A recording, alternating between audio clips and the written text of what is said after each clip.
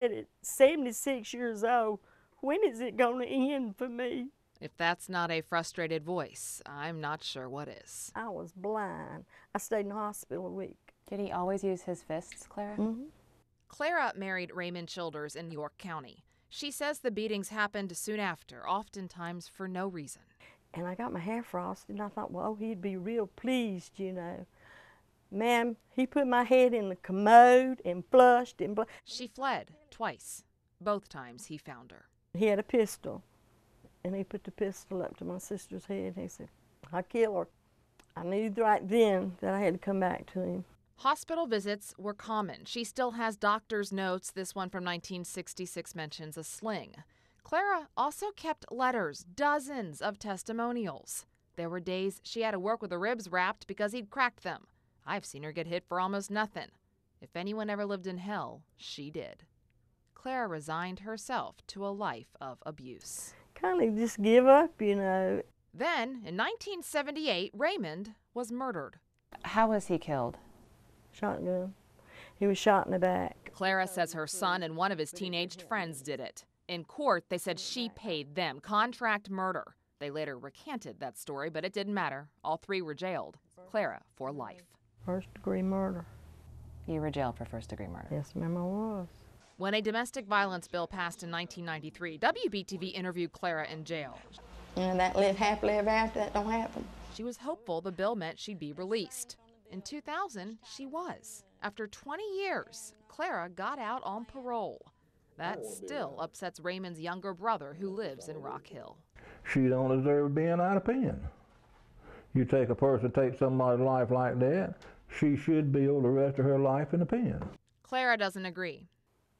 I'd like to get a pardon. So 3 weeks ago, Clara, who lives on $7,600 a year from Social Security, paid $100 to South Carolina's Probation, Parole, and Pardon Board for a pardon hearing. We obtained a scratchy audio recording from that event.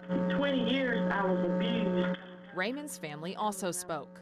No, I say she don't get one. I say she should never get one. The decision was swift. Pardon denied. Do you think you're the reason she's not getting a pardon?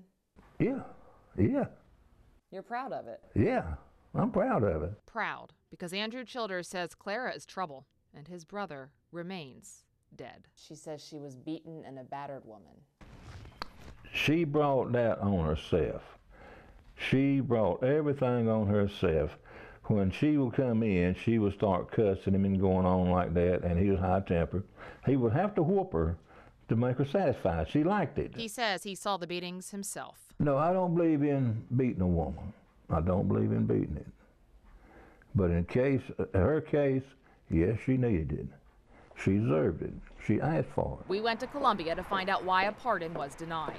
Spokesman Peter O'Boyle says the board gives great weight to what victims' family members say, and that I could only ask him about this specific case once. You can't tell me how many times to ask something. Well, you'll be asking an empty chair. Would the board chair answer my questions? You'll have to ask her. Okay, I will. Okay. Chairwoman Karen Walto lives in Tegakay. She said she would sit down and talk about Clara's case with us, just give her a few days to review. And then I'd be willing to talk to you about anything that you wanted to talk about. That would be great. I would really appreciate that. Yeah.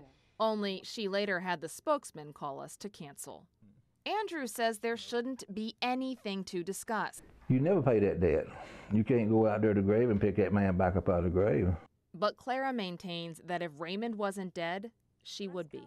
And she's left wondering if the control will ever end. I hate to ask you, can I move? Can I go to North Carolina and spend the night with my cousin or my son or something other like that, you know? Will I ever get to make a decision for myself?